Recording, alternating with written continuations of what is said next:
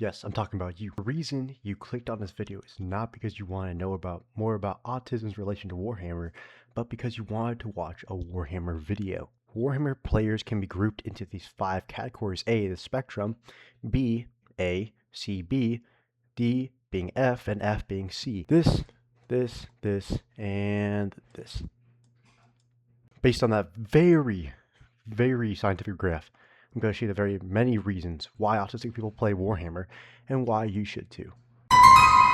There are endless amounts of factions in 40K, almost too many to count. It's 24. Still a very good amount though. There are still many classes worth picking up, and honestly, a lot worth forgetting about. If you want a religious cult of super soldiers whose only duty is to conquer and destroy all the obstructions in their path in the name of God, you got the Space Marines. If you want a huge swarm of unending meat insects, you got the Tyranids. And if you want stupidity and simplicity of angry green boys, you got the Orcs.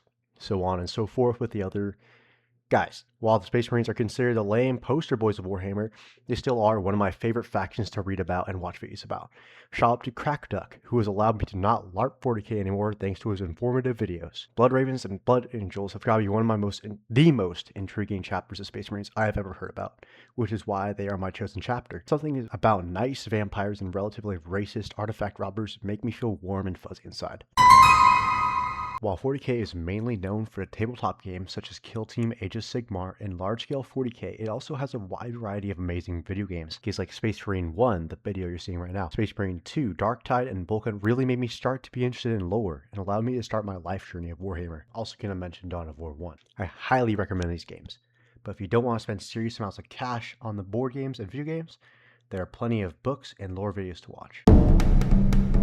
Speaking of books, Warhammer has a lot of amazing stories set in the 31st, 40th, and 41st millennium.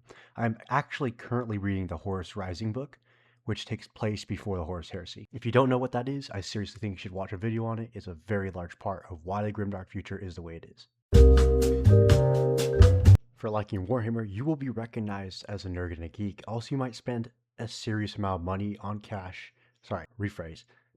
on miniatures with cash, which the evil company, Games Workshop, has been able to hit the markets, basically committing a form of highway robbery, but for plastic. At this point, if you can afford Warhammer, you can most likely afford a gym membership. If you can only afford Warhammer, buy 44 boxes of Assault Intercessors, and you will have a 5-pound weight to curl with. I double-checked that with Google, by the way. You want to know why Henry Cavill isn't dogged on for liking Warhammer? It's because he's jacked and confident, so this be both of those. Based on my very thoughtful and careful study on the relation between the two, I can confidently say that there's a large amount of people, not a percentage, a large amount of people that play Warhammer that are artistic and on the spectrum. Once again, this is very scientific.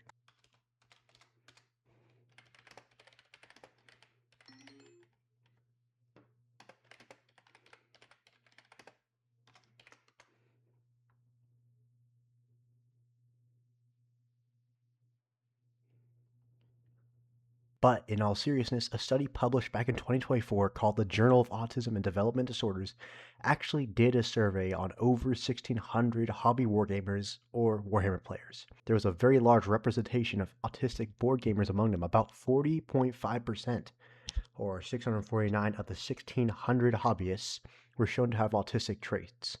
It is not a clear indication of autism in the Warhammer community, but it definitely helps make people make more jokes about us.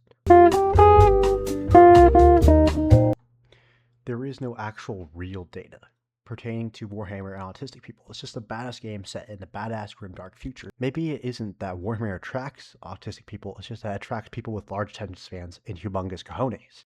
Honestly, that's really all I want to talk about. No, this is not a Warhammer sponsored video. It's just something I think a lot of people will enjoy. Learning the lore, factions, and playing the games has been a really great journey for me, and honestly, I'm still going to continue in it.